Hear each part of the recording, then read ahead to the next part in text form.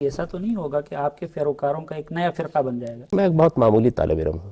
وہ بڑے لوگ ہوا کرتے ہیں جن کے بارے میں اس طرح کے معاملات ہو جایا کرتے ہیں. سلامتی ہے ان آنکھوں پہ جو ہدایت پہ نظریں جمائے بیٹھی ہیں، ان کانوں پہ جو ذکر خیر کے منتظر رہتے ہیں، اور ان قدموں پہ جو ہدایت کی راہ پہ گامزن ہیں. ناظرین، آج کے پروگرام میں جاوید احمد غامدی صاحب کے ساتھ ان کی شخصیت، ان کی نظریات، ان کی سوچ اور ان کی اپروچ سے متعلق بات ہوگی. جاوید صاحب، پروگرام میں تشریف لانے کا بہت شکریہ. جاوید صاحب، دیکھتے رہتے ہیں آپ کو، رسالے بھی نکالتے ہیں، کتابیں بھی لکھتے ہیں، ٹی وی مکالموں میں بھی آپ نظر آتے رہتے ہیں. ان سب کچھ سرگرمیوں کا کیا مقصد ہے آپ کے پیش نظر؟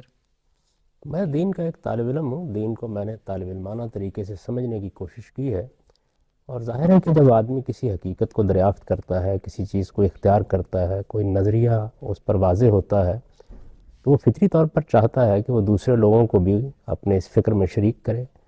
چنانچہ جو ذرائع بھی میسر رہے ہیں ان میں نے یہ کوشش کی ہے کہ اپنی بات دوسرے لوگوں تک پہنچاتا رہوں. کیا نئی چیز آپ نے دریافت کی ہے ماضی کے ہمارے دانشوروں، علماء کرام اور ان سے ہٹ کر؟ میں کوئی نئی چیز دریافت کرنے کے لیے تو کبھی اپنی میز پر نہیں بیٹھا. میرا اصلی مقصود یہ تھا کہ جس دین کو میں مانتا ہوں اس کو سمجھنے کی کوشش کروں. اس کو میں نے دیانتداری کے ساتھ سمجھنے کی کوشش کی ہے. اور دین کو سمجھنے کے لیے آپ دو طریقے اختیار کر سکتے ہیں. ایک طریقہ یہ ہے کہ ہمارے ہاں جو روایت چلی آ رہی ہے، آپ اسی کی بنیاد پر دین کو سمجھنے کی صحیح وجہت کریں. دوسرا طریقہ یہ ہے کہ آپ دین کے براہ راست ماخذ تک رسائی حاصل کر کے یہ دیکھنے کی کوشش کریں کہ لوگوں نے جس طرح اسے سمجھا ہے اس میں کہیں کوئی غلطی تو نہیں ہوئی. میں نے دوسرا طریقہ اختیار کیا ہے. چنانچہ اس کے نتیجے کے طور پر بعض ایسی چیزیں ہیں جس میں میرا زاویہ نظر عام لوگوں سے ذرا مختلف ہو گیا ہے. مقصد کیا ہے، یعنی ٹارگٹ کیا پیش نظر ہے آپ؟ صحیح بات کو جاننا. میرے پروردگار کا دین ہے، وہ انبیاء علیہ السلام کے ذریعے سے دیا گیا ہے. اس سلسلے کے آخری پیغمبر محمد الرسول اللہ صلی اللہ علیہ وسلم تھے. ان کے ذریعے سے دنیا پر اللہ کی حجت تمام ہوئی ہے. اس دین کو مجھے سمجھنا بھی ہے، اس لیے کہ اس پر میری آخرت کا انحصار ہے. مجھے دنیا والوں کو بتانا بھی ہے، اس لیے کہ دنیا کی آخرت کا انحصار بھی اسی پر ہے. لیکن جاوید صاحب، ماضی میں ہم نے دیکھا ہے کئی شخصیات اس طرح علمی ہم نے دیکھی ہیں ان کو کہ وہ شروع میں آ جاتے ہیں، اسی طرح درس قرآن دیتے ہیں، درس حدیث دیتے ہیں، ٹی وی مکالموں میں آتے ہیں، کتابیں لکھتے ہیں، آخر میں جا کے پھر اپنی کوئی جماعت بنا لیتے ہیں، سیاسی جماعت. آپ کا اس طرح کا کوئی ارادہ ہے؟ میں تو آپ جانتے ہیں کہ اس نقطہ نظر کا شدید مخالف ہوں. میرا نقطہ نظر یہ ہے کہ اللہ تعالیٰ نے جس کام کے لیے پیدا کیا ہوتا ہے اس کو دریافت کرنا چاہیے کہ اس کی شخصیت کیا ہے، اور اس کے لحاظ سے اس کو کام کرنا چاہیے. ایک شخص ڈاکٹر بنتا ہے، طب کا علم حاصل کرتا ہے، اس کا مقصد کیا ہوتا ہے؟ مقصد یہ ہوتا ہے کہ لوگوں کی صحت کے مسئلے میں ان کی مدد کرے. بالکل اسی طریقے سے ایک شخص دین کا اسکالر یا دین کا عالم یا دین کا طالب علم بن کر زندگی بسر کرتا ہے. اس کا مقصد کیا ہے؟ حقیقت کو جانے، پروردگار نے جو ہدایت انبیاء علیہ السلام کے ذریعے سے دی ہے اس کو سمجھے اور دوسروں کو سمجھانے کی کوشش کرے. اس کی حیثیت زیادہ سے زیادہ معاشرے کے اندر ایک معلم کی ہوتی ہے. وہ اگر اپنا یہ کردار چھوڑ دیتا ہے تو اس کا مطلب یہ ہے کہ خدا نے جس میدان میں جدوجہد کے لیے اس کو صلاحیت دی تھی اور پھر توفیق بخشی تھی کہ وہ اس میں اپنے لیے کوئی علم کے دروازے کھول لے، اس نے اس میدان کو چھوڑ دیا اور اپنے لیے کوئی دوسرا میدان اختیار کر لیا. تو اس وجہ سے میرے نزدیک جن لوگوں نے بھی سیاست کے میدان کو اختیار کیا ہے انہوں نے اپنے اصل میدان کے ساتھ بے وفائی کی ہے. میرا ذاتی احساس یہ ہے کہ اگر آدمی کو سیاست کرنی ہو تو پھر اسے یہ طے کر لینا چاہیے کہ یہ اس کا میدان نہیں ہے، وہ اس کو ترک کر رہا ہے اور کسی اور میدان کو انتخاب. یعنی آپ یہ بے وفائی نہیں کریں گے اور سیاست میں نہیں جائیں گے؟ میری عمر اب 56 سال ہو رہی ہے. میرا خیال یہ کہ ایسی بدگمانی میں آپ کو میرے بارے میں مبتلا نہیں ہونا چاہیے. نہیں جاوید صاحب، سب لوگ اسی طرح کہتے ہیں، شروع میں یہ نہیں ہوتا، لیکن اب اس وقت پوری قوم آپ کو دیکھ رہی ہے اور سن رہی ہے. پوری قوم کو آپ یہ بتا رہے ہیں کہ آپ کبھی بھی کسی بھی سٹیج پہ سیاسی جماعت نہیں بنائیں گے. اس کا کوئی امکان نہیں ہے. اللہ تعالیٰ نے مجھ سے زیادہ ناموزوں آدمی اس کام کے لیے پیدا ہی نہیں کیا ہے. یعنی سیاست کے میں یہ سمجھتا ہوں کہ میرا کام ہی یہی ہے کہ میں دین کو سمجھوں، اس کے حقائق کو دریافت کروں اور اپنی قوم کو اس کی تعلیم دینے کی کوشش کروں. میں خود بھی ایک طالب علم ہوں اور تعلیم حاصل کرتا رہتا ہوں. جو تعلیم میں حاصل کرتا ہوں میری کوشش یہ ہوتی ہے کہ دوسروں کو بھی اس میں شریک کر لوں. اس سے زیادہ میرے پیش نظر کوئی بات نہیں ہے. چلو، آپ فرماتے ہیں کہ سیاست کے لیے آپ ناموزوں ترین شخصیت ہیں اور آپ کا اس طرح کا ارادہ نہیں ہے، لیکن پھر دوسرا کام جو عموماً اس طرح کے لوگ کر جاتے ہیں وہ یہ کہ اپنا ایک الگ فرقہ بنا دیتے ہیں. ہم دیکھ رہے ہیں کہ آپ ہر حوالوں سے نئی نئی چیزیں لا رہے ہیں کہ ایسا تو نہیں ہوگا کہ آپ کے پیروکاروں کا ایک نیا فرقہ بن جائے گا؟ دیکھیے، بات یہ ہے کہ بعد میں آنے والوں کے بارے میں تو میں کچھ نہیں کہہ سکتا، لیکن میں نے تو اپنی پوری زندگی میں فرقہ بندی کے خلاف جدوجہد کی ہے. میں نے لوگوں کو یہ پیغام دیا ہے کہ وہ ان چیزوں سے بلند ہو کر دین کو سمجھیں. اور میرا ذاتی احساس یہ ہے کہ فرقہ بندی اس وقت پیدا ہوتی ہے جب آپ اپنے بارے میں یہ خیال کر لیتے ہیں کہ آپ پر شاید الہام ہوا ہے. یہ وہی ہوتی ہے. اگر آپ ایک عام انسان کی حیثیت سے اپنے آپ کو پیش کرتے ہیں، لوگوں کو یہ بتاتے ہیں کہ میں نے ایک انسان کی حیثیت سے چیزوں کو سمجھا ہے، میں غلطی کر سکتا ہوں، تم دوسروں کی بات بھی سنو. اور میں تو ہمیشہ اسی کی تلقین کرتا ہوں. میں نے جس بت کو توڑنے میں اپنی زندگی بسر کی ہے، اپنی ہی زندگی میں اس کو دوبارہ بنانے کی کوشش کیوں کروں گا؟ نہیں، لیکن جیسے ماضی میں یہی ہوتا رہا ہے کہ لوگ بتوں کو توڑنے کے لیے کڑے ہو جاتے ہیں، لیکن پھر آخر میں وہ خود ایک بت بن جاتے ہیں. بہت ساری مثالیں ہمارے سامنے. اس چیز کی کیا گارنٹی ہے کہ خدا نخواستہ آخر میں آپ خود ایک بت نہیں بنیں گے اور ایک فرقہ نہیں بنے گا آپ کے پیروکاروں کا؟ پہلی چیز تو یہ ہے کہ میں ایک بہت معمولی طالب علم ہوں. وہ بڑے لوگ ہوا کرتے ہیں جن کے بارے میں اس طرح کے معاملات ہو جایا کرتے ہیں. میں تو ایک طالب علم کی حیثیت سے زندگی بسر کرتا رہا ہوں. اللہ تعالیٰ سے دعا کرتا ہوں کہ طالب علم کی حیثیت سے زندگی بسر کروں. اپنی طرف سے میں اس صورتحال کو بہتر رکھنے کے لیے جو کچھ کر سکتا ہوں وہ ہمیشہ کرتا ہوں. اور وہ تین ہی چیزیں ہیں. ایک یہ کہ اپنے بارے میں لوگوں کو بتاتا رہوں کہ میں ایک ادنا طالب علم ہوں، میں نے دین کو دیانتداری سے سمجھنے کی کوشش کی ہے، میں اپنی بات دلیل کے ساتھ پیش کر رہا ہوں. میری بات غلط ہو سکتی ہے، آپ اس میں صحت کا امکان مان کر اس کا مطالعہ کر لیجئے، اس کو دیکھ لیجئے، اس کو سمجھنے کی کوشش کیجئے. دوسرے لوگوں کی بات بھی سنیے، اس لیے کہ مجھ پر الہام نہیں ہوتا، مجھ پر وحی نہیں آتی. میں دلیل سے ایک بات سمجھ رہا ہوں اور میری اپنی زندگی یہ بتا رہی ہے کہ میں نے بارہا ایک چیز کو سمجھا اور مجھ پر بعد میں یہ بات واضح ہو گئی کہ میری رائے غلط تھی. چنانچہ بہت سے ایسے معاملات ہیں جن میں نے اپنی رائے سے رجوع کیا ہے. ایک چیز میں نے ایک زمانے میں اختیار کی اور مجھ پر یہ بات بالکل واضح ہو گئی کہ اس میں استدلال کی غلطی تھی، اس پر میں نے خود تنقید کر دی ہے. تو جب میرا اپنا حال یہ ہے تو میں لوگوں کو اس کی تلقین کیوں کروں گا؟ دوسرے یہ کہ لوگوں کو اس بات پر آمادہ کیا جائے کہ وہ اپنے دل و دماغ کو کھولیں، دوسروں کی بات سننے کے معاملے میں اپنے ہاں کوئی بیریئر نہ لگائیں، کوئی فصیل نہ اپنے گرد کھڑی کر لیں، کوئی حصار میں بند ہو کر نہ رہ جائیں، بلکہ ہمیشہ یہ کوشش کریں کہ یہ سمجھیں کہ دین کے سب خدام اصل میں دین ہی کی خدمت کر رہے ہیں اور تمام ائمہ ہمارے ائمہ ہیں. میں تو ماضی کی شخصیات کے بارے میں بھی یہی کہتا ہوں اور دور حاضر کی شخصیات کے بارے میں بھی یہی کہتا ہوں کہ سب علماء ہمارے علماء ہیں، یہ ہماری امت کا اثاثہ ہیں. یہ جس نقطہ نظر سے بھی تعلق رکھتے ہوں یہ دین کی خدمت کر رہے ہیں. آپ ان کی بات کو سنیے، ان کی بات کو سمجھیے اور جہاں کہیں بھی آپ کو کوئی صحیح بات نظر آتی ہے، جہاں کوئی حق نظر آتا ہے اس کی پیروی کریں. اور تیسری چیز جس کی میں ہمیشہ لوگوں کو تلقین کرتا ہوں یہ ہے کہ حق کے سچے طالب بنیے. دنیا میں جس امتحان میں انسان کو مبتلا کیا گیا وہ صرف عمل کا امتحان نہیں ہے، وہ علم کا بھی امتحان ہے. اور علم کے امتحان میں آدمی اسی وقت کامیاب ہوتا ہے جب وہ سچا طالب علم بن جاتا ہے. یعنی اس کو حقیقت جہاں نظر آئے گی وہ اس کی پیروی کرے گا. کسی ایک دائرے میں اپنے آپ کو بند کرنا، کسی ایک شخصیت کا اپنے آپ کو پابند کر لینا، یہ وہ چیز ہے کہ جس چیز نے مسلمان امت کو اس زوال اور انحطاط کے مقام پر پہنچا دیا ہے. تو میں یہ کوشش کرتا ہوں کہ لوگوں کو یہ بات بتاؤں. میری ذمہ داری اس سے زیادہ نہیں ہے. بعد میں کیا کرتے ہیں لوگ، سیدنا مسیح علیہ السلام نے توحید کی دعوت دی ہوگی، اس میں کیا شبہ ہے. قرآن مجید نے ان کی توحید کی دعوت کو جگہ جگہ بیان کیا ہے، لیکن آپ دیکھیے کہ ان کے پیروکاروں نے کیا کیا. تو اس خاکسار کا کیا معاملہ ہے؟ یعنی کہ نسبت خاک رہا بعالم پاک. جب اتنی بڑی بڑی شخصیات کے معاملے میں یہ ہو گیا تو اس طالب علم کے بارے میں بھی کوئی فتنہ پیدا ہو سکتا ہے. میرا کام یہ ہے کہ میں اپنی زندگی میں اس کے کلا کما کرنے کے لیے جو کر سکتا ہوں. تو صاحب یہ آپ کا بڑا پن ہے کہ آپ اپنے آپ کو خاکسار طالب علم اور معمولی آدمی سمجھتے ہیں، دنیا آپ کو عالم سمجھتی ہے. آپ کی باتوں سے جو میں نے اندازہ لگایا کہ آپ علماء کے لیے سیاست کو موضوع نہیں سمجھتے، لیکن ہمارے ہاں عام تاثر یہ ہے کہ سیاست علماء کرام کا فرض ہے. ہمارے علماء کرام یہ دلیل دیتے ہیں کہ کانت بنو اسرائیل تسوسہم الانبیاء، کہ ان کے انبیاء کا یہ پیشہ تھا سیاست.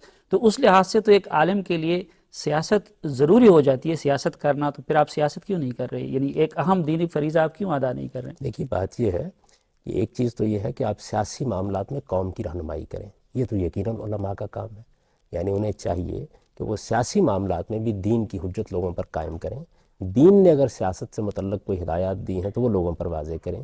یہ میں بھی کرتا ہوں اور یہ علماء کا فریضہ ہے.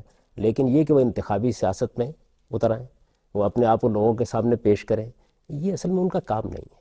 ان کا کام یہ ہے کہ وہ سیاستدانوں کی رہنمائی کریں.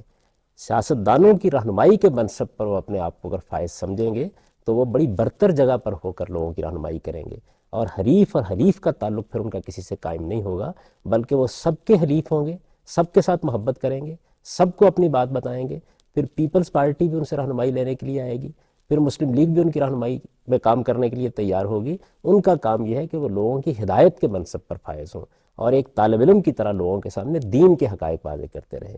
یہ اصل میں علماء کی ذمہ داری ہے۔ وہ اپنی اس ذمہ داری کو جب ادا کریں گے اور جب اسے فرض منصبی سمجھ کر اسے پہچانیں گے، اس کے بعد ہی اصل میں وہ ٹھیک ایک عالم کے مقام پر اپنی قوم کی رہنمائی تو کر کہ سکیں۔ عملی سیاست میں حصہ لینا علماء کی ذمہ داری میں شامل نہیں؟ کسی لحاظ سے بھی شامل نہیں۔ یہ تو بالکل ایسی ہے جیسے آپ کہیں کہ ایک ڈاکٹر کا کام یہ ہے کہ وہ اپنا کلینک بند کرے اور انتخابی دفتر کھول لے۔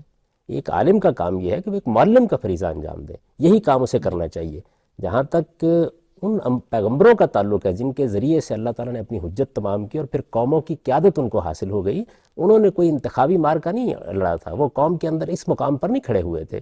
اللہ تعالیٰ نے جب انہیں یہ منصب دیا، جیسے سیدنا یوسف علیہ السلام کو دیا، تو انہوں نے اس کی ذمہ داریاں ادا لیکن کی۔ یہ سب شاید پاکستان کی حد تک آپ پہلے عالم دین ہیں جو کہ یہ فرما رہے ہیں کہ علماء کو عملی سیاست نہیں کرنی چاہیے۔ ہم دیکھتے ہیں ہمارے ملک میں جتنے بھی نامور علماء کرام رہے، مولانا مودودی اور مولانا مفتی محمود سے لے کر مولانا غلام غوث ہزاروی تک، سب نے عملی سیاست کی، بلکہ جس عالم دین کو آپ استاد کی حیثیت دیتے ہیں، مولانا امین اصغر اصلاحی صاحب، انہوں نے بھی عملی سیاست میں حصہ لیا۔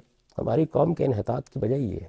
دیکھیے بات یہ ہے کہ اگر سارے ڈاکٹر یہ فیصلہ کر لیں کہ وہ اپنے کلینک بند کر دیں گے تو لوگوں کی صحت کا کیا بنے گا؟ علماء کا کام قرآن مجید نے خود متعین کر دی ہے۔ قرآن مجید میں جو سورہ توبہ کی ایک خاص آیت ہے جس میں یہ بتایا گیا ہے کہ دین کا عالم بننا چاہیے لوگوں کو، آپ دیکھیے اس میں کیا بات کہی گئی ہے۔ اس میں یہ کہا گیا ہے کہ فَلَوْلَا نَفَرَ مِن كُلِّ فِرْقَةٍ مِّنْهُمْ طَائِفَةٌ، بلکہ اس آیت کی ابتدا یہاں سے ہوئی ہے کہ مَا كَانَ الْمُؤْمِنُونَ لِيَنْفِرُوا كَافَّةً، سب مسلمان تو یہ کام نہیں کر سکتے، لیکن ان کی ہر جماعت میں سے کچھ لوگوں کو نکلنا چاہیے۔ وہ کیا کریں نکل کر؟ لِيَتَفَقَّهُوا فِي الدِّينِ، وہ دین کے عالم بنیں، دین کی بصیرت حاصل کریں، دین میں تفقہ پیدا کریں۔ پھر اس کے بعد یہ بتایا گیا وہ کیا کام کریں، لِيُنذِرُوا قَوْمَهُمْ، وہ اپنی قوم کو انذار کریں، قوم کو دعوت دیں، قوم کو خبردار کریں۔ علماء کا اصلی فریضہ یہ ہے، اور اپنے اس اصلی فریضہ کو وہ جب فراموش کریں گے اس کے نتیجے میں قوم میں انحطاط پیدا ہوگا۔ اس کی وجہ یہ ہے کہ سیاستدان بگڑ جائیں، قوم کے اندر عمومی انحطاط پیدا ہو جائے، اساتذہ اپنی ذمہ داریاں نہ ادا کر رہے ہوں، بیوروکریسی کرپٹ ہو جائے، فوج میں انحطاط آ جائے، کسی جگہ بھی ہو، کون اصلاح کرے گا؟ آپ یوں سمجھیے کہ جس طریقے سے لوگ حفظان صحت کے اصولوں کا خیال نہ رکھیں اور اپنی صحت برباد کر بیٹھیں تو اس کے لیے ہمیں ڈاکٹروں کی ضرورت ہوتی ہے، بالکل اسی طرح سے قوم کی ذہنی صحت اگر ابتری کا شکار ہو جائے تو اس کے لیے علماء ہی ہیں جن کو اپنا فریضہ ادا کرنا چاہیے۔ اگر ان میں سے کسی شخص کا خیال یہ ہے کہ اس نے غلط میدان کا انتخاب کر لیا تھا، اسے ڈاکٹر نہیں بننا چاہیے۔ نہیں جاوید صاحب، تو کیا ہم یہ سمجھے کہ مولانا شاہ احمد نورانی، مولانا مفتی محمود، مولانا فضل الرحمان، یہ سب لوگ غلطی پہ ہیں؟ یہ حقیقت صرف آپ پہ واضح ہو گئی ہے؟ دیکھیے یہ بات یہ ہے کہ میں تو کسی بھی شخص پہ تنقید نہیں کرتا، میں ان سب لوگوں کی بڑی عزت کرتا ہوں، ان کا بڑا احترام کرتا ہوں۔ انہوں نے یقیناً کسی مصلحت کو سامنے رکھ کر یہ طریقہ اختیار کیا ہوگا۔ میں اپنی طالب علمانہ رائے دے رہا ہوں کہ میرے خیال میں یہ طریقہ ٹھیک نہیں ہے۔ علماء کا کام یہ ہے کہ وہ اپنے آپ کو اس سے بالاتر رکھے، ان کا کام یہ ہے کہ وہ سیاسی معاملات میں دین کے حقائق کی وضاحت کریں۔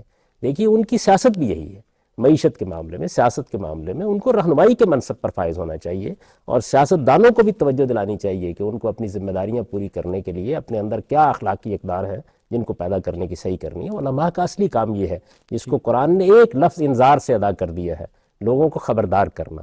علماء کو اس سے بالاتر ہونا چاہیے کہ لوگ ان کو حریف یا حلیف کی حیثیت سے دیکھیں، اس سے بالاتر ہو کر وہ دین کی بات کریں، اخلاق کی بات کریں، قوم کے کردار کی تعمیر کی کوشش کریں۔ ان کا اصلی تعلق اپنی قوم کے ساتھ معلم کا ہے، انہیں معلم بن کر استاد کی حیثیت سے اپنی قوم کی رہنمائی کرنی چاہیے، یہ ان کی اصل ذمہ داری ہے۔ علماء کو معلم بن کر قوم کی رہنمائی کرنی چاہیے، لیکن علماء انبیاء کے ورثاء ہیں۔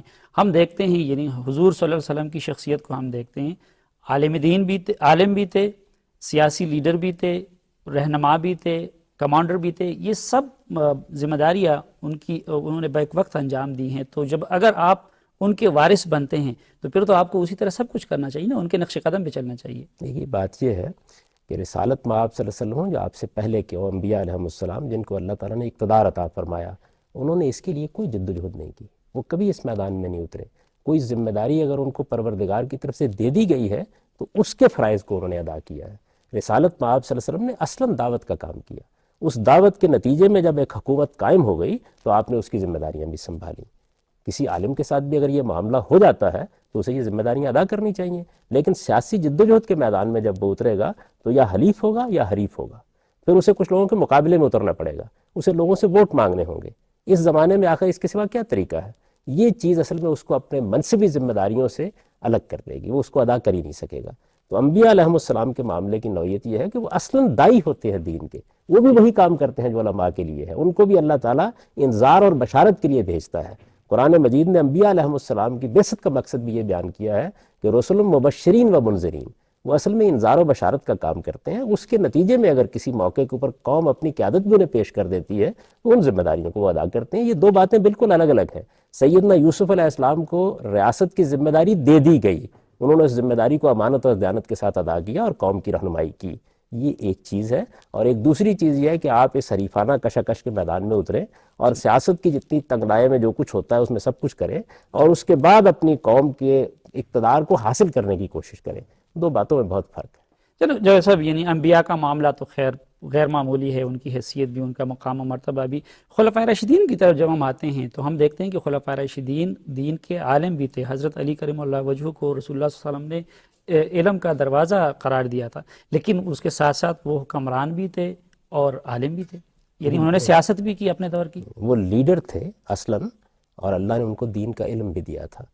اس کی مثال بالکل ایسے ہے کہ جیسے کوئی شخص اگر بادشاہ ہے، حکمران ہے، سیاسی لیڈر ہے، اور خدا اسے دین کے علم سے بھی نوازے، یعنی وہ اصلاً سیاسی رہنما تھے، اصلاً قوم کی رہنمائی کے منصب پر فائز تھے۔ صحابہ میں جو علماء کرام ہیں وہ مثال کے طور پر عبداللہ بن عباس رضی اللہ عنہ ہے، عبداللہ بن عمر رضی اللہ عنہ ہے، عبداللہ بن مسعود رضی اللہ عنہ ہے، یہ اصلاً علماء ہیں۔ ایک آدمی اصلاً عالم ہوتا ہے، اس کو یہ ذمہ داری ادا کرنی چاہیے۔ ایک آدمی اصلاً لیڈر ہے، لیڈر کے لیے کوئی دین کا علم حاصل کرنا ممنوعات میں سے نہیں ہے، یعنی اس کی اصل شخصیت کیا ہے، پھر اسے اپنی اصل شخصیت کے لحاظ سے یہ معاملہ کرنا چاہیے۔ میں یہ کوئی جائز اور ناجائز کی بات نہیں کر رہا، بلکہ یہ بات عرض کر رہا ہوں کہ جس کا جو منصب ہے، جو ذمہ داری ہے، اسے اپنا وہ فرض اور وہ ذمہ داری ادا کرنی چاہیے۔ پھر اس ذمہ داری کو ادا کرنے کے بعد اگر کوئی اس کے اوپر بار آ پڑتا ہے تو اس کے تقاضے بھی پورے کرنے صاحب، اس سے متعلق ایک اور سوال ذہن میں آتا ہے کہ عالم کون ہے؟ یعنی آپ کے بارے میں یہ اعتراض ہو رہا ہے کہ آپ جو کچھ کرنے لگے ہیں وہ تو ہے علماء کا کام، علماء کی طرح آپ گفتگو کرتے ہیں، علماء کی طرح آپ کتابیں لکھتے ہیں، تفسیر قرآن لکھ رہے ہیں، لیکن کچھ لوگ کہتے ہیں کہ جب تک آپ کسی باقاعدہ دینی مدرسے سے فارغ نہ ہوں تو آپ کو عالم نہیں کہا جا سکتا۔ آپ تو بھی کسی دینی مدرسے سے فارغ نہیں ہیں، تو پھر یہ علماء کا کام آپ کیوں کرنے بیٹھے ہیں؟ یہ معیار کب سے بنا ہے؟ کیا امام ابو حنیفہ کسی دینی مدرسے سے فارغ تھے؟ امام مالک کسی دینی مدرسے سے فارغ تھے؟ ہمارے ہاں دینی تعلیم حاصل کرنے کے دونوں طریقے رہے ہیں۔ ایک مدرسہ ہے، اس میں آپ داخل ہوتے ہیں اور آپ دین کے علماء سے دین کی تعلیم حاصل کرتے ہیں۔ میں نے یہ دوسرا طریقہ اختیار کیا۔ ظاہر بات ہے کہ میں چونکہ جدید تعلیم میں تعلیم پاتا رہا ہوں اور کالج یونیورسٹی کی تعلیم میں مصروف رہا ہوں، تو اس کے ساتھ میں نے دوسری تعلیم پائی ہے، اور وہ تعلیم بالکل اسی طریقے سے پائی ہے جس طرح ہمارے علماء پاتے ہیں۔ ہمارے ہاں پرانا طریقہ یہی تھا، یعنی لوگ مختلف اہل علم سے، مختلف فنون کے ماہرین سے پڑھتے تھے۔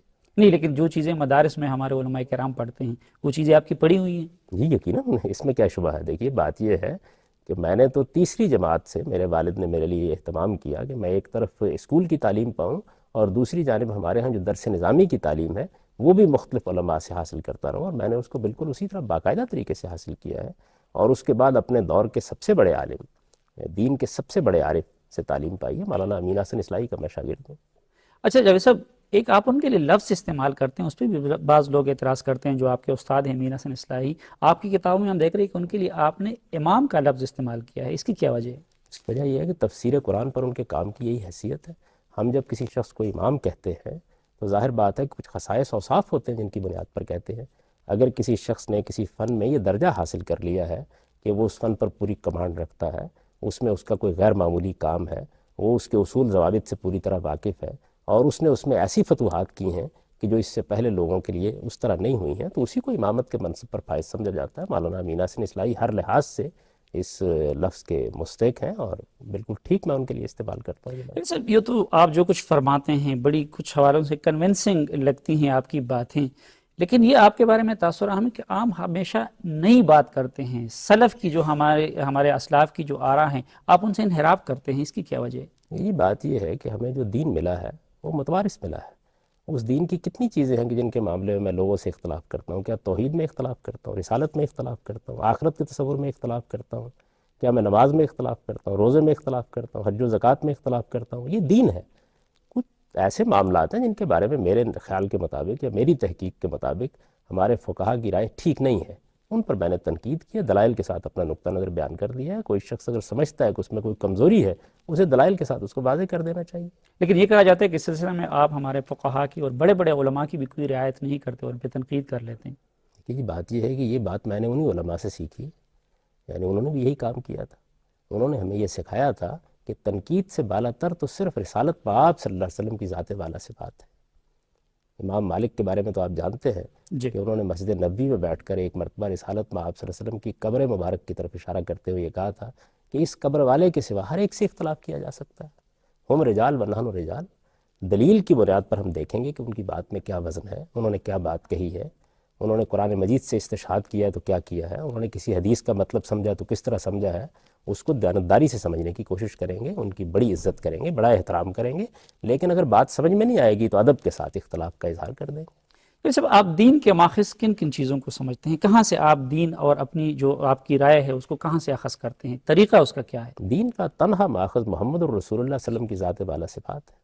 جس چیز کو آپ اپنے قول، فعل، تقریر، تصویب سے دین قرار دیں وہی اب رہتی دنیا تک دین ہے، اور یہ دین آپ سے ہمیں دو صورتوں میں ملا ہے، ایک قرآن مجید ہے، دوسرے سنت ہے۔ چنانچہ اسی کو میں دین کا ماخذ سمجھتا ہوں اور اسی سے ساری باتیں اخذ کرتا ہوں۔ پھر آپ کے اور دیگر علماء کرام کی آراء میں یہ اتنا بڑا فرق کیوں واقع ہو جاتا ہے؟ آپ اس کو اتنا بڑا فرق کیوں کہتے ہیں؟ میں نے تو ابھی آپ کو گنوایا ہے کہ دین کے جتنے بنیادی معاملات ہیں اس میں میرے اور اہل علم کے مابین کوئی فرق نہیں ہے۔ چند ایسے مباحث ہیں جن کے بارے میں میرا زاویہ نظر ان سے مختلف ہے، ان کو میں نے دلائل کے ساتھ بیان کر دیا۔ چند نہیں شاید جاوید صاحب، بہت ساری چیزیں ہیں۔ ایک تو یہ اعتراض آپ پہ ہو رہا ہے کہ آپ ایک لحاظ سے دین کی کچھ روشن خیال قسم کی تعبیر کرتے ہیں، ٹوپی، مسواک، داڑھی، اس طرح کی چیزوں کے آپ قائل نہیں ہیں، یہ اعتراض ہو رہا ہے بہرحال۔ دیکھیے جی، میں تو دین کو جیسے کہ وہ ہے اس کو سمجھنے کی کوشش کرتا ہوں۔ دین میں ایک چیز وہ ہوتی ہے جس کا تعلق حقیقتاً دین سے ہے، یعنی اس کو خدا کے پیغمبر نے دین قرار دیا ہے، اور ایک وہ چیزیں ہیں کہ جو صدیوں کے تعامل کے نتیجے میں لوگوں کے ہاں دینی حیثیت اختیار کر لیتی ہیں۔ ایک عالم کا یا دین کے ایک طالب علم کا اصلی کام یہی ہے کہ وہ ان تمام چیزوں سے الگ کر کے دین کو بغیر کسی آمیزش کے پیش کرے۔ تو اگر آپ ٹوپی کو دین بنائیں گے اور آپ مسواک کو دین بنائیں گے تو ظاہر ہے کہ میں اس کا جائزہ لے کے دیکھوں گا کہ کیا رسالت میں آپ صلی اللہ علیہ وسلم نے اس کو دین کی حیثیت دی ہے، اور اگر میرے نزدیک نہیں دی ہے تو پھر مجھے پوری جرت سے لوگوں کو بتا دینا چاہیے کہ خدا کے پیغمبر نے یہ دین پیش کیا ہے، یہ ہم اس ثقافتی چیز کو، اس تہذیبی روایت کو یا اس کلچرل چیز کو دین کا حصہ بنا رہے ہیں، اور ظاہر ہے کہ اس کی یہ نوعیت واضح کرنا یہ میری ذمہ داری ہے، میرا فرض منصبی ہے۔ مثلا یہ اعتراض ہو رہا ہے کہ بعض بڑی بنیادی چیزوں کو آپ چیلنج کرتے ہیں، اس میں ایک مثال پردے کی دی جاتی ہے کہ آپ خواتین کے پردے کے قائل نہیں ہیں۔ دیکھیے بات یہ ہے کہ لفظ پردہ آپ استعمال کر رہے ہیں، میں نے یہ بتایا ہے کہ مرد و زن کے اختلاط کے آداب قرآن مجید نے بتائے ہیں، وہ آداب وہی ہیں جو قرآن مجید میں سے ہر شخص سمجھتا ہے، سب علماء نے سمجھے ہیں، ان کو میں نے بیان کر دیا ہے۔ ہمارے ہاں اس معاملے میں 2-3 تعبیریں رہی ہیں، ایسا نہیں ہے کہ میں نے کوئی بڑی منفرد بات کہہ دی ہے، ان میں سے ایک تعبیر کو میں نے دلائل کی بنیاد پر صحیح پایا اور اس کو بیان کر دیا ہے۔ میں نے یہ بتایا ہے کہ خواتین مرد جب آپس میں ملیں تو ان کو غض بصر سے کام لینا چاہیے، ان کو اپنی شرمگاہوں کی حفاظت کرنی چاہیے، ان کے اپنے سینے پہ ڈھانپ کے رکھنا چاہیے، اسی طرح سے انہیں اپنے زیب و زینت کی نمائش نہیں کرنی چاہیے۔ یہ تمام باتیں میں نے عرض کر دی ہیں۔ آپ اسے پردے کا نام دینا چاہتے ہیں پردے کا نام دیں، کوئی اور نام دینا چاہتے ہیں اور نام دیں۔ باقی جہاں تک اس چیز کا تعلق ہے کہ خواتین کو اپنے سارے جسم کو ڈھانپ کر رکھنا چاہیے اور اپنے چہرے کے اوپر بھی کوئی نقاب لے لینی چاہیے، اس سے بہت سے اہل علم بھی اختلاف کرتے ہیں۔ لیکن بہت سے اہل علم کی رائے یہ ہے کہ اسلام میں موسیقی حرام ہے، آپ موسیقی کو حرام نہیں قرار دیتے، یہ بھی آپ کے بارے میں ایک رائے ہے۔ یہ بات یہ ہے کہ میں نے لوگوں کو یہ بتانے کی کوشش کی ہے کہ اسلام میں موسیقی ہو یا کوئی اور فنون لطیفہ کی چیز ہو، یہ اصلاً ممنوع نہیں ہے، یہ ان کا استعمال ہے جو ممانعت کا باعث بنتا ہے، اور اس کی بنیاد خود قرآن ہے۔ قرآن مجید نے نہایت وضاحت کے ساتھ یہ بتا دیا ہے کہ کھانے پینے کی چیزوں کے علاوہ اللہ تعالیٰ نے صرف 5 چیزوں کو حرام قرار دیا ہے، اور یہ کہہ کر بیان کیا ہے کہ صرف 5 چیزوں کو حرام قرار دیا ہے، اور یہ بتا دیا ہے کہ وہ کیا چیزیں ہیں، گنوا دی ہیں۔ یہ بتایا ہے کہ فواحش کو حرام قرار دیا گیا ہے، یہ بتایا ہے حق تلفی کو حرام قرار دیا گیا ہے، یہ بتایا ہے کہ جان مال آبرو کے خلاف زیادتی کو حرام قرار دیا گیا ہے، شرک کو حرام قرار دیا گیا ہے، بدعت کو حرام قرار دیا گیا ہے۔ اللہ تعالیٰ نے بتایا میں نے یہ 5 چیزیں حرام قرار دی ہیں، ان میں سے کوئی چیز موسیقی میں پائی جائے گی وہ بھی حرام ہوگی، گفتگو میں پائی جائے گی وہ بھی حرام ہوگی، شاعری میں پائی جائے گی وہ بھی حرام ہوگی۔ جب قرآن مجید نے ایک معیار، ایک کرائٹیرین بتا دیا ہے کہ حرمت اور حلت کا فیصلہ اس کی بنیاد پر کرنا ہے، تو میں یہ لوگوں کو بتاؤں گا کہ انہوں نے بات سمجھنے میں غلطی کی ہے۔ تصویر ہو یا موسیقی یا فنون لطیفہ کی کوئی اور چیز، اس کے بارے میں قرآن کا پیش کردہ معیار یہ ہے، چنانچہ ہر روایت کو اسی پر پرکھا جائے گا، ہر فقہی رائے کو بھی اسی بنیاد کے اوپر دیکھا جائے گا۔ یہ قرآن نے ایک واضح بات کہہ کر ہر مسلمان کو اس قابل بنا دیا ہے کہ وہ حرمت اور حلت کے معاملے میں صحیح فیصلہ کر سکے۔ لیکن جیسے موسیقی اور تصویر کی حرمت سے متعلق جو حضور نبی کریم صلی اللہ علیہ وسلم کی احادیث موجود ہیں، ان کا کیا کریں گے؟ ان تمام روایتوں کا مطلب بتائیں گے لوگوں کو، سمجھائیں گے کہ اس میں کیا موسیقی کی اقسام ہیں جس کے اوپر تنقید کی گئی ہے، تصویر کی کون سی قسمیں ہیں جس پر تنقید کی گئی ہے۔ میں یہ بتاؤں گا لوگوں کو کہ اس آیت کی روشنی میں، یہ سورہ اعراف کی آیت ہے جس کی طرف میں نے اشارہ کیا ہے، اللہ تعالیٰ نے جو ایک معیار بتایا ہے اس پر تمام روایات کو پرکھا جائے گا۔ یہ روایات کو سمجھنے میں اختلاف ہے، نہ کہ ان کے رد و قبول کا معاملہ ہے۔ یعنی ایک بات کہی گئی ہے، کس پس منظر میں کہی گئی ہے، کہاں کہی گئی ہے، کس چیز کے متعلق کہی گئی ہے۔ اب لوگ یہ خیال کرتے ہیں کہ ہر طرح کی تصویریں ممنوع قرار دی گئی ہیں۔ ان تمام روایات کو سامنے رکھ کر میں یہ بتاتا ہوں لوگوں کو کہ وہ اصل میں مشرکانہ تصویریں ہیں جو ممنوع قرار دی گئی تھیں، اور شرک چونکہ ممنوع ہے، وہ تصویر میں پایا جائے گا، وہ کسی اور چیز میں پایا جائے گا، اس کے لیے حرمتی کا فتویٰ دیا جائے گا۔ جیسے آپ کے مخالفین اسی حوالے سے یہ اعتراض کر رہے ہیں کہ آپ احادیث رسول صلی اللہ علیہ وسلم کو وہ حیثیت اور اہمیت نہیں دیتے اس کی وہ مستحق ہے، بلکہ بعض لوگ تو آپ گستاخی معاف لیکن آپ کو منکر حدیث کے اس میں رکھتے ہیں۔ اس سے بڑا بہتان ایک مسلمان پر کیا ہو سکتا ہے جو لگایا جا سکے؟ ابھی آپ نے سوال کیا تو میں نے آپ کو یہ بتایا کہ دین کا تنہا ماخذ محمد الرسول اللہ صلی اللہ علیہ وسلم کی ذات والا صفات ہے۔ آپ اپنے قول و فعل اور تقریر و تصویب سے جس چیز کو دین قرار دیں وہی قیامت تک کے لیے دین ہے۔ جو شخص یہ رائے رکھتا ہو دین پر جو میری کتاب ہے میزان، وہ شروع اس جملے سے ہوتی ہے جو میں نے آپ کے سامنے ابھی بیان کیا ہے، اس کے بارے میں آپ یہ گمان کر سکتے ہیں؟ حدیث تو ہمارے لیے سراخوں پر رکھنے کی چیز ہے، ہمارے پیغمبر کا قول یا فعل ہے، آپ کی طرف اس کی نسبت کی گئی ہے، اس کے بارے میں کوئی مسلمان استخفاف کا رویہ کیسے اختیار کر سکتا ہے؟ میں تو ایک مسلمان کی حیثیت سے قرآن سے جو سمجھا ہوں وہ یہ ہے کہ رسالت میں آپ صلی اللہ علیہ وسلم کسی دنیوی معاملے میں بھی اگر کوئی حکم دیں اور کوئی فیصلہ فرما دیں تو اس کے سامنے سر تسلیم خم کرنے کے سوا کوئی چارہ نہیں ہے۔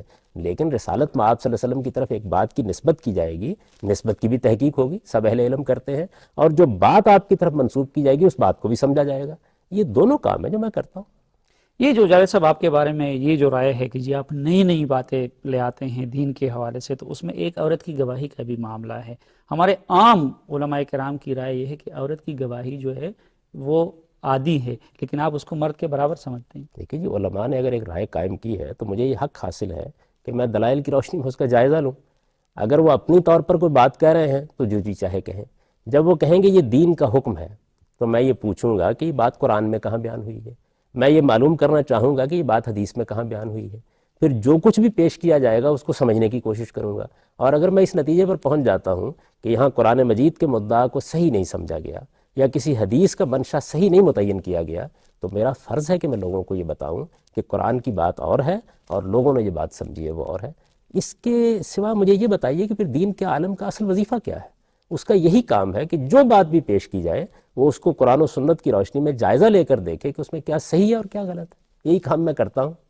یہ سب ایک طرف تو ہم دیکھ رہے ہیں، آپ یہ فرما رہے ہیں کہ علماء کے لیے جو ہے عملی سیاست میں حصہ لینا جو ہے وہ درست نہیں ہے، لیکن ہم دیکھ رہے ہیں موجودہ حکومت کے دور میں کہ آپ کو کئی حوالوں سے ہم نے حکومتی صف میں کھڑا دیکھا، اس کی کیا وجہ ہے؟ مثلا کوئی ایک مثال آپ دے سکتے ہیں؟ مثلا حدود آرڈیننس کا معاملہ ہے، علماء کرام ایک طرف تھے، آپ حکومت کی سائڈ پر۔ دیکھیے بات یہ ہے کہ جس وقت حدود آرڈیننس پر بحث شروع ہوئی تو میں نے اس پر تنقید کر کے بتایا کہ اس میں کیا غلطیاں ہیں، اور یہ اس زمانے میں نہیں بتایا، میں وہ پہلا شخص تھا جس نے جب یہ آرڈیننس نافذ کیے گئے 1979-80 میں، اس وقت ان پر تنقیدیں کی۔ وہ تنقیدیں میری کتاب برہان میں چھپی ہوئی موجود ہیں، اور اس میں وضاحت کی گئی ہے کہ یہ کس سال میں کی گئی ہیں، کب کی گئی ہیں۔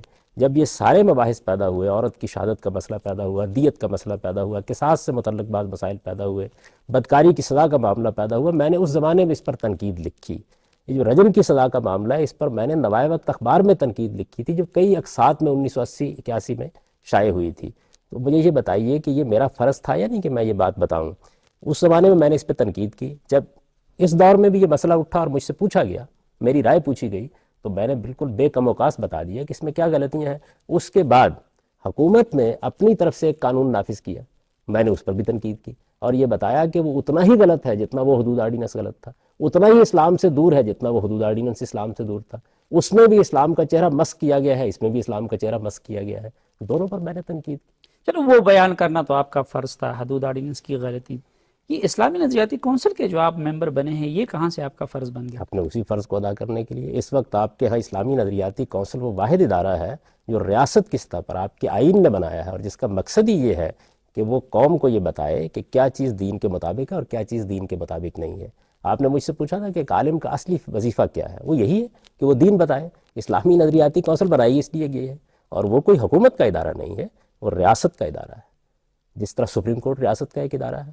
اس کا کام یہی ہے کہ وہ یہ دیکھے کہ کیا کوئی قانون قرآن و سنت کے خلاف تو نہیں ہے۔ یہی ذمہ داری ہے جو وہاں بیٹھ کر بھی میں ادا کرتا ہوں۔ اس وجہ سے میں نے لیکن جاوید صاحب اس کے لیے نامزدگی تو تجاوز حکومت نہیں کیا۔ کرتی ہے، اور آپ بہتر جانتے ہیں کہ ہمارے ہاں حکومتیں اس طرح کی نامزدگیاں کن بنیادوں پہ کرتی ہے۔ ظاہری بات ہے آپ حکومت کے قریب ہوں گے تبھی تو انہوں نے آپ کو نامزد کیا ہے۔ سپریم کورٹ کے لیے ججوں کا تقرر بھی حکومت کرتی ہے۔ سوال یہ ہے کہ اس کے کرنے کے بعد ایک آدمی اپنی ذمہ داریوں کو کیسے ادا کرتا ہے، اس کا جائزہ لینا چاہیے۔ کہ آپ نے دیکھا ہے کہ میں نے کبھی کسی غیر آئینی معاملے کی کوئی حمایت کی ہو؟ میں تو آپ جانتے ہیں کہ جمہوریت کو ایمانیات کے درجے میں سمجھتا ہوں، اور میں یہ سمجھتا ہوں کہ میری قوم کا اصلی مسئلہ یہی ہے کہ اس میں جمہوری اقدار پرورش نہیں پا سکیں۔ اس وجہ سے میں جو ذمہ داری انفرادی حیثیت سے ادا کر رہا تھا وہی ایک ریاست کے ادارے میں بیٹھ کر ادا کر رہا نہیں جیسے کہ یہ ذمہ داری آپ پہ صرف اس حوالے سے عائد ہے کہ آپ صرف حکمرانوں کو یا اسلامی نظریاتی کونسل میں آ کے بتائیں گے، پھر تو باقی سیاستدانوں کے ساتھ، باقی سیاسی رہنماؤں کے ساتھ، دینی رہنماؤں کے ساتھ بھی یہی رویہ ہونا چاہیے نا، ان کو بھی آپ کو صحیح بات بتانی چاہیے، ان کے ساتھ بھی میرا اٹھنا یہی بیٹھنا رویہ ہے۔ جہاں مجھے موقع ملتا ہے میں اپنی بات بتاتا ہوں، لکھ کر کہنا ہو تو لکھ کر کہتا ہوں، ملاقاتوں میں بات کرنی ہے تو ملاقاتوں میں بات کرتا ہوں۔ جہاں مجھے موقع ملے گا میں اپنے اس فرض منصبی کو ادا کروں گا۔ لیکن ادھر آپ کی وہ تنقید نظر نہیں آتی۔ ہم ادھر دیکھتے ہیں کہ آپ اکثر علماء کرام پہ، دینی جماعتوں پہ، مدارس پہ ان پہ تنقید کرتے رہتے ہیں، اس کی کیا وجہ ہے؟ آپ نے، میرا خیال یہ ہے کہ مجھے سنا نہیں ہے، میں نے تو 20 مرتبہ جو کچھ یہاں ہوتا رہا اس پر بھی تنقیدیں کی ہیں۔ ابھی حال میں آپ نے دیکھا ہوگا کہ جو اقدامات کیے گئے اس پر بھی میں نے تنقید کی، اور یہ بتایا کہ بنیادی حقوق خدا کے دیے ہوئے حقوق ہیں، کوئی شخص ان کو معطل نہیں کر سکتا، حالت جنگ میں بھی معطل نہیں کر سکتا۔ آپ میرے اس حق کو کیسے سلب کر سکتے ہیں کہ میں صحیح بات کہوں؟ یہ حق مجھے خدا نے دیا ہے اور میں یہ کہوں گا۔ میں نے یہ بتایا کہ آئین ایک مقدس دستاویز ہے، یہ قومی میثاق ہے، اس کو توڑنا، اس کو معطل کرنا، اس کی جانتے بوجھتے خلاف ورزی کرنا کبیرہ گناہ ہے، اور توبہ اور تلافی کے بغیر اس کو معاف نہیں کیا جا سکتا۔ یہ سب میں نے بتایا ہے۔ مدارس کے خلاف آپ کیوں لکھتے اور بولتے رہتے ہیں؟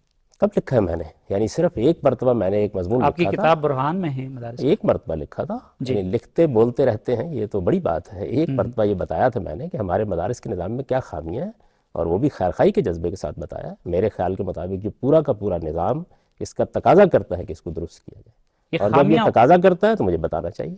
یہ خامیاں ادھر ہمارے مدارس کی تعلیم میں زیادہ ہیں، یا کہ جو ہمارے باقی کالجز اور اسکولوں میں جو خامیاں ہیں اس کی طرف آپ کیوں توجہ نہیں؟ اگر آپ نے برہان میں میرا وہ مضمون پڑھا ہے تو اس کے دو حصے ہیں، ایک میں دینی تعلیم میں جو خامیاں ہیں وہ بتائی گئی ہیں، اور دوسرے میں دنیوی تعلیم میں جو خامیاں ہیں وہ بتائی گئی ہیں۔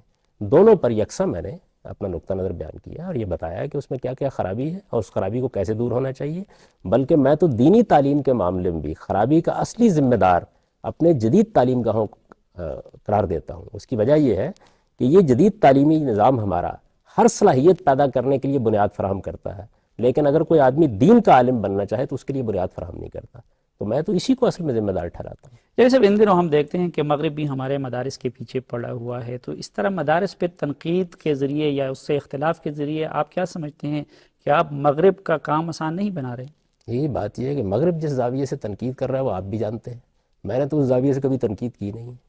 میری تو اصلی جو دلچسپی ہے وہ ان کے نظام تعلیم سے ہے۔ میں اس بات کو ایک منٹ کے لیے بھی گوارا کرنے کے لیے تیار نہیں ہوں کہ 12ویں جماعت تک، یہ بنیادی تعلیم ہوتی ہے، جی 12ویں جماعت تک آپ تعلیم میں مذہبی اور غیر مذہبی کی بنیاد پر کوئی تفریق پیدا کریں۔ مذہبی تعلیم جس میں ایک عالم دین کے عالم کی حیثیت سے تعلیم پاتا ہے، یہ اختصاصی تعلیم ہے، یہ 12ویں جماعت کے بعد شروع ہونی چاہیے۔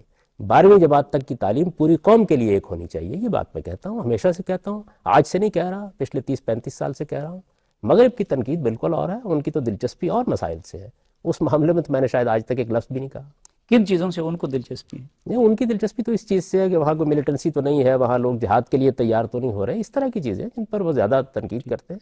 اچھا، جیسے جہاد کا آپ نے ذکر کیا، ہم تاثر یہ کہ آپ جہاد کے بھی مخالف ہیں، آپ اسلام کے تصور جہاد کے قائل ہیں، آپ جہاد کو مانتے ہیں، اور اگر مانتے ہیں تو کیا ہے آپ کے ذہن میں جہاد؟ میں نے جو دین پر کتاب لکھی ہے اور جس میں اپنے پوری دینی تصور کو بیان کیا ہے، اس کا ایک پورا باب قانون جہاد ہے۔ جی اس میں نے یہ بتایا ہے کہ اسلام میں جہاد کا حکم کس مقصد سے دیا گیا ہے، یہ بتایا ہے کہ اس کی شرائط کیا ہے، یہ بتایا اس کے حدود کیا ہیں، پھر قرآن مجید میں جس کے جو احکام ہیں ان کی وضاحت کی ہے۔ میں تو بڑے فخر کے ساتھ یہ کہتا ہوں کہ جہاد میرے دین کا حکم ہے، قیامت تک کے لیے ہے۔ مجھے ظلم اور عدوان کے خلاف جہاد کی ہدایت کی گئی ہے۔ یہ بہت بڑی چیز ہے جو میرے مذہب نے میرے اوپر لاگو کر دی ہے، لازم کر دی ہے. یعنی یہ معمولی درجے کی چیز نہیں ہے. یعنی مجھے اس بات کا پابند کیا گیا ہے کہ اگر دنیا میں کسی جگہ ظلم و عدوان کا ارتکاب کیا جا رہا ہے اور میرے پاس طاقت موجود ہے تو میں اس کے خلاف لڑوں. اس وجہ سے آپ یہ کیسے کہہ سکتے ہیں کہ میں اس کے خلاف ہوں؟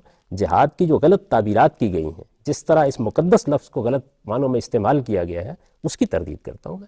آپ کسی چیز کو غلط معنی پہنائیں گے، اس کی غلط تعبیر کریں گے، تو میرا فرض ہے کہ میں آپ کو یہ بتاؤں کہ آپ اس میں غلطی کر رہے ہیں، ادب کے ساتھ بتاؤں. ظاہر ہے کہ میں یہ دوسروں کا حق سلب نہیں کرتا کہ مجھ سے اختلاف کرے، لیکن مجھے یہ حق حاصل ہے کہ اگر میں کسی چیز کو قرآن و سنت کے خلاف سمجھتا ہوں تو اس میں لوگوں کو توجہ دلاؤں کہ آپ نے اس بات کو ٹھیک نہیں سمجھا. لیکن جاوید صاحب، ہم نے تو نہ کبھی آپ کو جہاد فلسطین کے بارے میں اور نہ جہاد افغانستان کے بارے میں بولتے اور لکھتے ہم نے آپ کو نہیں دیکھا. بہت دفعہ ان موضوعات پر گفتگو کی ہے، بتایا ہے لوگوں کو. دیکھیے، میرا جو لکھنے کا موضوع ہے وہ بالکل اور ہے. میں نے اس میں سے کسی چیز کو بھی کبھی موضوع نہیں بنایا. نہ صرف یہ کہ اس کو نہیں بنایا بلکہ روزمرہ کے معاملات کو بھی نہیں بنایا. میں نے دین پر کام کیا ہے. لیکن جب مجھے گفتگو کرنے کا موقع ملتا ہے تو میں اپنی قوم کو بتاتا ہوں کہ اس معاملے میں انہیں کیا صحیح رویہ اختیار کرنا چاہیے، اور ظاہر ہے کہ اس میں جو رویے اختیار کیے گئے ہیں ان کی غلطی واضح کرتا ہوں. نہیں جاوید صاحب، یعنی آپ اس کے لیے یہ کہا جا رہا ہے کہ حکومت کی شرط کو لازم قرار دیتے ہیں، اور آپ یہ کہتے ہیں کہ انڈیویجول یا افراد یا کوئی جماعت جو ہے وہ جہاد نہیں کر سکتی. جی، میں یہ بالکل کہتا ہوں، اور ہمیشہ میں نے اس کے دلائل دیے اور یہ بات بیان کی ہے کہ جہاد کا حکم بالکل اسی طرح کا حکم ہے جس طرح حدود اور تعزیرات کا حکم ہے. جس طرح سے کسی شخص کو یہ حق نہیں دیا جا سکتا یا کسی جماعت کو کہ وہ کسی چور کا ہاتھ کاٹ دے، کسی زانی کو کوڑے مارے، بالکل اسی طرح سے جہاد و قتال کا حق بھی قرآن مجید نے اس کو نہیں دیا. دین میں دو طرح کے احکام ہیں. ایک احکام وہ ہیں جو فرد کو بحیثیت فرد دیے جاتے ہیں. نماز کا حکم ہے، روزے کا حکم ہے، یہ مجھے فرد کی حیثیت سے دیا گیا ہے. دوسرے احکام وہ ہیں جو مسلمانوں کی جماعت اور کمیونٹی کو دیے گئے ہیں. اس میں ظاہر ہے کہ فیصلہ کرنا مسلمانوں کا کام ہے. آخر آپ کو کیا حق حاصل ہے کہ آپ میری طرف سے جنگ چھیڑ دیں؟ جی، ہمیں اگر امریکہ کے خلاف جنگ کرنی ہے، ہمیں اگر کسی اور دشمن کے خلاف جنگ کرنی ہے، تو اس کا فیصلہ کون کرے گا؟ اس کا فیصلہ ملت کا مسئلہ ہے تو ملت کو کرنا چاہیے، قوم کا مسئلہ ہے تو قوم کو کرنا چاہیے. وہ لوگ یہ جنگ کر رہے ہیں، انہوں نے ہم سے پوچھا ہے، اجازت لی ہے، قوم کی سطح پر مشاورت ہوئی ہے، ان کو یہ حق دیا گیا ہے کہ وہ جنگ چھیڑ دیں. لیکن میں تو یہ سمجھتا ہوں کہ بجائے خود ایک مجرمانہ اقدام ہے. کہ جاوید صاحب، اگر حکومت اسلامی نہ ہو اور خود حکومت یہ فرض اپنا پورا نہیں کر رہی ہو، تو کیا اس کے بعد بھی کسی فرد کو یا گروہ کو حق حاصل نہیں ہو جاتا؟ ملت کو فیصلہ کرنا چاہیے نا اس کا. دیکھیے، معاملہ آپ کا ذاتی معاملہ ہے کوئی جس میں آپ تلوار اٹھا رہے ہیں یا بندوق اٹھا رہے ہیں. اگر آپ کا ذاتی معاملہ ہے تو اس کو ملت کا مسئلہ نہ بنائیے. اگر یہ ملت کا مسئلہ ہے تو کیا ملت کے اکابر اکٹھے ہوئے ہیں؟ آپ حکومت کو چھوڑ دیجیے. کیا پوری ملت اسلامیہ کے اکابر، علماء، فضلاء، دانشور، ارباب حل و عقد جمع ہوئے ہیں اور انہوں نے بیٹھ کے فیصلہ کیا کہ ہم جنگ چھیڑنے والے ہیں؟ کیا قوم کا مسئلہ ہے تو قوم کے ارباب حل و عقد اکٹھے ہوئے ہیں، انہوں نے یہ کہا ہے کہ یہ جنگ ہمیں چھیڑنی چاہیے؟ تو بات یہ ہے کہ جب ایک حکم اللہ تعالیٰ نے پوری قوم کو دیا ہے تو قوم فیصلہ کرے گی. اگر معاملہ ملت کا ہے تو پوری ملت فیصلہ کرے گی. یہ کوئی ایک گروہ کیسے فیصلہ کر سکتا ہے؟ ایک جماعت کیسے فیصلہ کر سکتی ہے؟ ایک تنظیم کیسے فیصلہ کر سکتی ہے؟ نہیں جاوید صاحب، ہم افغانستان کی مثال لیتے ہیں. افغانستان پہ پہلے سوویت یونین نے حملہ کیا تھا. اب وہاں پہ یعنی بہت سارے لوگوں کا یہ نقطہ نظر ہے کہ وہاں پہ امریکہ نے قبضہ کر لیا ہے. ان کی ریاست اگر یہ فیصلہ نہیں کرتی، کہاں پہ ان کے تمام اکابر علماء بیٹھے ہیں جو آپس میں مشورہ کریں، تو کیا افغانی اب اس بات کا انتظار کریں گے کہ کسی وقت آ کے ہماری حکومت ہی یہ فیصلہ کر لے اور ہم امریکیوں کے خلاف تب جہاد کریں گے؟ اس وقت کیا ان کے خلاف، امریکہ کے خلاف مزاحمت جو ہے وہ فرض نہیں ہو جاتی؟ یہ دیکھیے، جو آپ نے یہ الفاظ استعمال کیے افغانی، سوال یہ ہے کہ افغانیوں کو فیصلہ کر رہے ہیں نا، تو افغانیوں کی پوری لیڈرشپ کو بیٹھ کے فیصلہ کرنا چاہیے اس کا کہ اس کا لائے عمل کیا ہونا چاہیے. وہ اس کا لائے عمل طے کریں گے یا چند لوگ بیٹھ کر یہ فیصلہ کر لیں گے؟ افغانیوں کی پوری لیڈرشپ کو آپ جمع کریں، جمع کر کے ان کے سامنے یہ مسئلہ رکھیں، ان سے پوچھیں کہ وہ اس معاملے میں کیا رائے رکھتے ہیں. دونوں جگہ پر، عراق میں بھی اور افغانستان میں بھی، امریکہ نے جب قبضہ کیا تو اس کے ساتھ ہی ایک جمہوری عمل وہاں شروع کر دیا گیا تھا. ہمارا کام یہ تھا کہ ہم اس جمہوری عمل کو اپنی گرفت میں لینے کی کوشش کرتے اور اس طریقے سے پرامن ذرائع سے اس پوری اسکیم کو ناکام بنا دیتے جو ہمارے دشمن ہمارے خلاف برپا کیے ہوئے تھے. یہ تو ایک بڑا مفصل موضوع ہے کہ اس میں صحیح لائے عمل کیا ہونا چاہیے تھا، لیکن اصولی بات یہ ہے کہ اگر معاملہ قوم کا ہے تو قوم کے اکابر جمع ہوں اور فیصلہ کریں، اور اگر معاملہ ملت کا ہے تو ملت کے اکابر جمع ہوں اور وہ فیصلہ کریں. آپ رابطہ کا اجلاس بلائیے اور ان سے کہیے کہ پوری مسلمان امت کے اہل علم جمع ہوں اور وہ یہ فتویٰ دیں، یہ رائے قائم کریں کہ کیا اس وقت ملت اسلامیہ اس پوزیشن میں ہے کہ اس کو فلاں اور فلاں قوم کے خلاف جنگ چھیڑ دینی چاہیے. کیا ایسا ہوا ہے؟ کیا جہاد کرنے والوں نے، جنگ کرنے والوں نے اس طرح کی رائے لی ہے؟ میں تو آپ سے یہ عرض کرتا ہوں کہ بے شمار اہل علم ہیں جو اس سارے طرز عمل سے اختلاف کرتے ہیں، لیکن بہرحال ان کی رائے کے الرغم یہ سب کچھ ہوتا رہتا ہے. جیسے یہ تو چلو قتال کا معاملہ ہو گیا. جہاد یعنی جدوجہد دین کے غلبے کے لیے، آپ کیا سمجھتے ہیں کہ وہ کیا ہر مسلمان کا فرض نہیں ہے کہ دین کے غلبے کے لیے جدوجہد کرے، اس کے لیے جانی اور مالی قربانی دے؟ بات یہ ہے کہ دین کا کوئی معاملہ ہوگا تو ہمارے اوپر دین کی نصرت لازم کی گئی ہے. ہر مسلمان کو چاہیے کہ وہ اس معاملے میں اپنے فرض کو ادا کرے، لیکن ہر مسلمان اپنی استطاعت کے مطابق یہ فرض ادا کرے گا. یعنی دنیا میں جو معاملات بھی ہوتے ہیں وہ اسی اصول پر ہوتے ہیں. کوئی ایک شخص رہنمائی کرتا ہے کسی معاملے کی، دین کا غلبہ ہونے چاہیے. دین کے غلبے سے مراد کیا ہے؟ دین کے غلبے کے معنی یہی ہے نا کہ خدا کی شریعت کو بالادستی حاصل ہو. مسلمانوں کے معاشرے میں دین اور شریعت کے معاملے میں مسلمان یکسو ہوں، اور جب بھی ان کا نظم اجتماعی قائم ہو تو اس میں شریعت کے قانون کو وہ حیثیت حاصل ہو جو قرآن نے اس کو دی ہے. تو اس کے لیے آپ کو اپنی قوم کو تیار کرنا ہوگا. آپ قوم کی تربیت کریں گے، قوم کو تعلیم دیں گے. میرے نزدیک مسئلہ یہاں یہ نہیں ہے کہ قوم کے اندر کوئی دوسرے لوگ آ گئے ہیں، انہوں نے آ کے ایک فیصلہ کر ڈالا ہے. قومی سطح پر آپ کو ایک فیصلہ کرنا ہے. آپ کی اپنی حکومتیں ہیں، آپ ان کے سامنے حقائق کو رکھیں. آپ کی اپنی پارلیمنٹ ہے، ان کے سامنے اس مسئلے کو لائیں. صورتحال یہ نہیں ہے کہ لوگ کوئی شریعت کے معاملے میں منافقت کا شکار ہو گئے ہیں. صورتحال یہ ہے کہ بہت سی باتیں ان کی سمجھ میں نہیں آ رہی، ان کو سمجھانا چاہیے. جب آپ دین کو علم کی سطح پر لوگوں کے لیے ایک مسئلہ بنا دیں گے تو اس کے بعد آپ اس کا ظہور سیاست کی سطح پر بھی ہوگا. یہ کام کیسے کرنا چاہیے، اصل میں اختلاف اس میں ہے.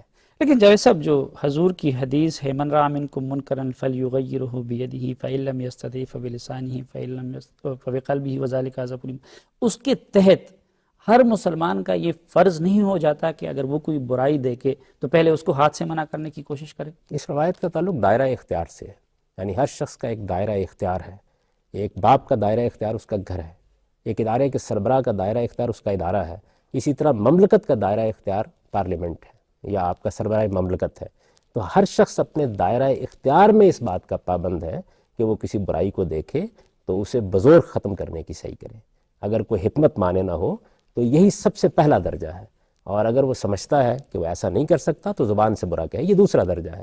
ورنہ دل میں برا سمجھے، اور یہ ذالک اضعف الایمان. لیکن یہ دائرہ اختیار میں ہے. آپ دائرہ اختیار میں اس ترتیب کے خلاف کوئی کام کریں گے تو آپ ایمان کے دوسرے یا تیسرے درجے پر آ جائیں گے، اور اگر آپ دائرہ اختیار سے باہر یہ کام کریں گے تو آپ فساد پیدا کر دیں گے. تو یہ دائرہ اختیار سے متعلق ہے. اس کو بھی سمجھنے میں لوگوں نے غلطی کی ہے.